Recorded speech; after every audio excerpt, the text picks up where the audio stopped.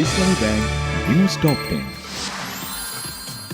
প্রধানমন্ত্রী তারেক রহমান বলেছেন, দেশের বিশ্ববিদ্যালয়গুলো এখনও শিক্ষা ও গবেষণায় প্রত্যাশিত উচ্চতায় পৌঁছায়নি।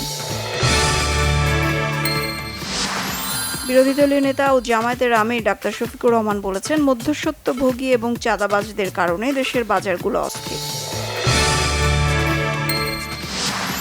সিলেট ও ময়মনসিংহে হামে আক্রান্ত আরও ৩ শিশুর মৃত্যু। আর্থিক খাতে কোনো রাজনৈতিক হস্তক্ষেপ করবে না সরকার, জানিয়েছেন অর্থমন্ত্রী আমির খসরু মাহমুদ চৌধুরী। ৪১,০০০ টন ডিজেল নিয়ে চট্টগ্রাম বন্দরে পৌঁছেছে এমটিসি র্যাপটার নামের একটি জ্বালানি ট্যাংকার। অভিনেতা নাট্যকার আতাউর রহমান আর নেই, একটু পর নেওয়া হবে শহীদ মিনারে।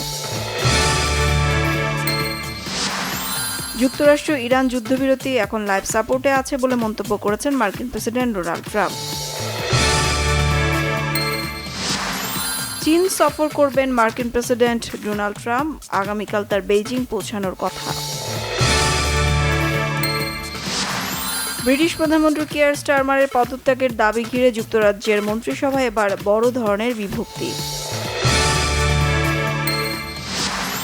মিরপুরে সিরিজের প্রথম টেস্টে পাকিস্তানকে জয়ের জন্য ২৬৮ রানের টার্গেট দিয়েছে বাংলাদেশ।